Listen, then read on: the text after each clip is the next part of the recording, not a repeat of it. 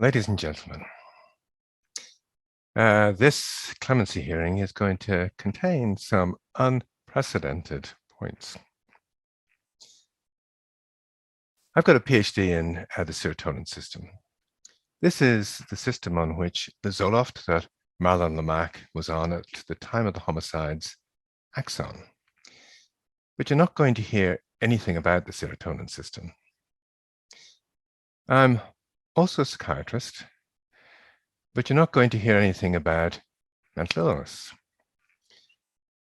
My path here began 32 years ago when two men I had who had become suicidal on Prozac, the problem cleared up when I stopped the Prozac and reappeared when I put them on drugs also acting on the serotonin system, which Prozac, like Zoloft, acts upon. There was no other way to explain why these men had become suicidal other than the Prozac did it. At the same time, I was a consultant for all of the major pharmaceutical companies, including Eli Lilly, who made Prozac, who analyzed their clinical trials and said, well, there's no evidence from our clinical trials that Prozac can make people become suicidal. So I had compelling evidence that it did make people become suicidal and good evidence that it can't. I also knew a lot of insiders in the industry. I knew Arvid Carlson, who won a Nobel Prize and made the first SSRIs, who said quite clearly, yes, of course, these drugs can make people suicidal. So how does this apply to Marilyn Lemak? Well, in the early 1990s, Marilyn didn't have any mental illness of any sort. She had some problems linked to the birth of her children. After the birth of the second child, she'd gained weight and was unhappy about this. She was put on a low dose of Prozac, which didn't help her, partly perhaps because it had a reputation for causing weight loss. Later, a more classic weight loss drug helped her much more, made her feel much better. 5 years later, she had 3 children. She had a busy job. She had a husband who was beyond busy and was away a lot, and she was possibly perimenopausal. She was thinking, as many people might, about a possible separation or divorce, and she took these issues to Dr. Hubbard. Dr. Hubbard recognized that these were not issues that needed a pill to sort them out. But 2 months later, when she was still feeling concerned about all these things, he put her on a low dose of Zoloft. This clearly didn't help because over the next 3 months, he increased the dose from 50 milligrams to 100 to 150 milligrams. At this point, it was causing clear signs of toxicity. She had jaw clenching, for instance, which Zoloft can cause.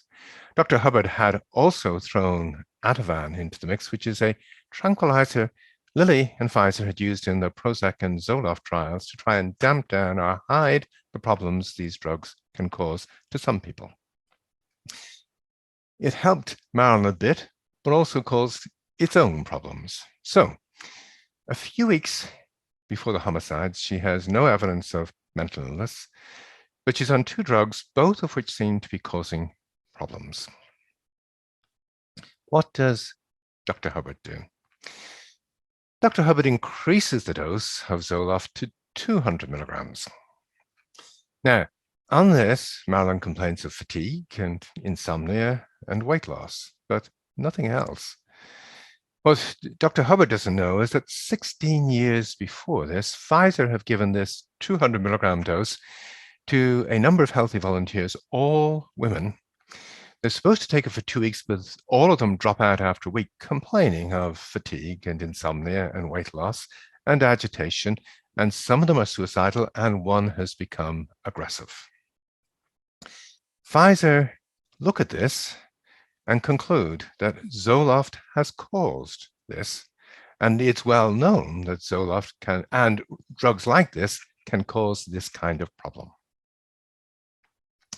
Nobody gets to see that, but I happen to know the doctor who wrote the report. Okay, so where does this leave Dr. Hubbard, and where does it leave Marilyn? Well, Marilyn has probably tied Dr. Hubbard's hands to some extent. She's given him the impression that maybe the Zoloft is helping. But you're going to see that that's a tricky point. There's no evidence from the medical record that it could be helping, in that she didn't have a problem that it helps to begin with. Dr. Hubbard has increased the dose on a few occasions, clearly because it's not working. She's been on it for over half a year without any response, and she's clearly having problems from it. What's happened is that Dr. Hubbard has heard her say that I care less about the divorce now than I cared before. Caring less is central to what Zoloft does. There's no defect in the serotonin system that it puts right. It makes all of us care less. Now, if we can get you to care less to just the right extent when you're under stress, you may be able to cope that bit better. But if we make you care less too much, so that you care less about things that you should be concerned about, we can give you problems. In healthy volunteer trials of this drug, people were given Zoloft and other SSRIs and became suicidal, malignantly so. They thought about skinning themselves alive. They thought about jumping out the 44th floor of buildings.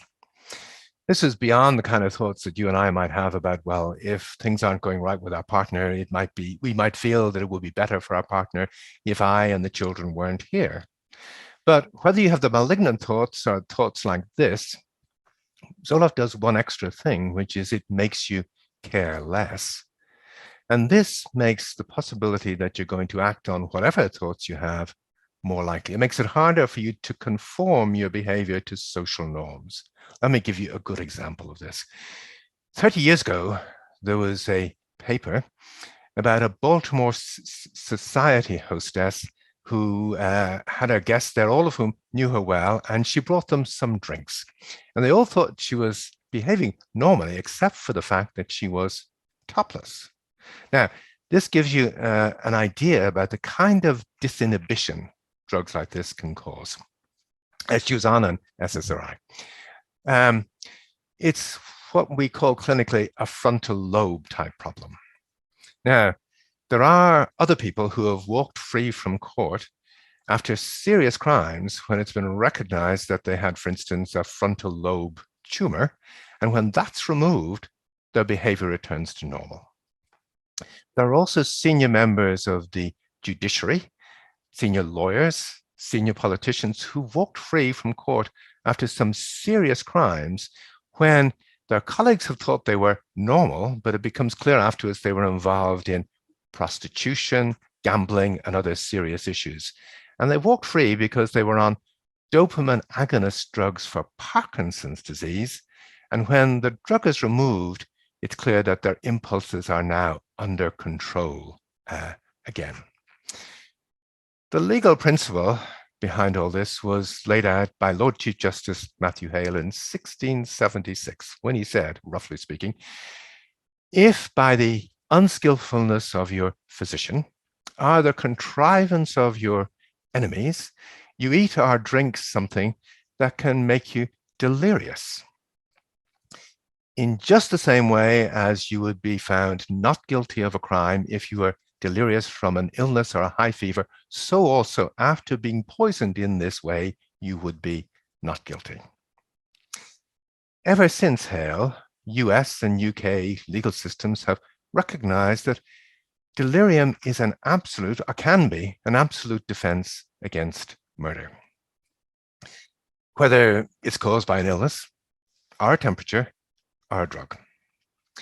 Our problems with the mental illness defense, the insanity defense, began over 100 years after Hale, when Philippe Pinel recognized mental disorders without delirium.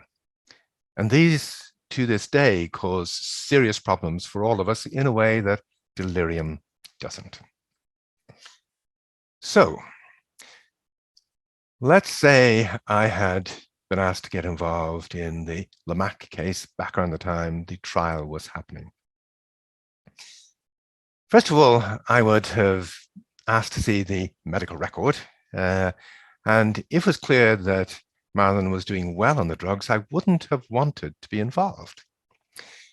If, however, the medical record looks as it does, to have Zoloft fingerprints all over it, the next step would have been to interview Marilyn both on and off these drugs. At this point, no one can do this, so we're just left with the medical record as it is. But let's say on the basis of the interview and the record, I come to the conclusion it did play a part. I'm sure that Mr. Ruggiero and I would have had an interesting talk about this. I think he did a wonderful job in closing off the mental illness defense by asking witnesses had they seen any sign that Marilyn was crazy in the days leading up to the homicides. And everybody said, well, no, there was no real evidence of this. And I agree with them and Mr. Ruggiero that she did not have a mental illness. But it's a different matter to look at the issue of whether she was delirious, in the sense that these drugs can cause you to be delirious. But the next issue, we would also have had a conversation, and this is what makes this hearing unprecedented, about whether Zoloft can cause someone to commit homicide. And I would have pointed out the 1982 document to Mr. Ruggiero. I would have pointed out Pfizer's clinical trials which show a tripling of the suicidal act rates on it compared to placebo. I would have pointed out the fact that even FDA hadn't seen this data. I would have pointed out the fact that the literature on Zoloft is ghostwritten and claims that this drug works wonderfully well and is free of problems. And even trials that were negative in this drug are published as positive. And FDA know this and don't give doctors like Dr. Hubbard any hint that they mightn't want to completely believe what they read in the academic literature. All of these issues would have shocked a jury back then and would, and perhaps shock you now, but these are issues, if Marilyn is going to get a fair trial, that needed to come into the frame. My opinion is that she did not get a fair trial because the toxicity of the drug she was on was not brought into the frame. Now, a few months before Marilyn was convicted, in Cheyenne, Wyoming, a jury were faced with a man who had wiped out his family. He had shot his wife, he had shot his daughter, he had shot his 9-month-old granddaughter and killed himself. He was taking paroxetine made by GlaxoSmithKline, and the jury found GlaxoSmithKline guilty. This was the Tobin case. Again, a few months before Marilyn was convicted, David Hawkins, in a case in Australia, had murdered his wife and faced Judge O'Keefe. With the agreement of the prosecutor, Mr. Ruggiero, Judge O'Keefe let David Hawkins walk free, saying that this man would not have murdered his wife but for the drug that he was taking, Zoloft. Now, the Hawkins and Tobin cases were fairly simple compared with the Lamack case, but it's still my opinion that if the evidence that Marilyn Lamack had been entitled to rely on had been brought into the frame, that she would not have had the sentence she received, and maybe not even the verdict. Thank you.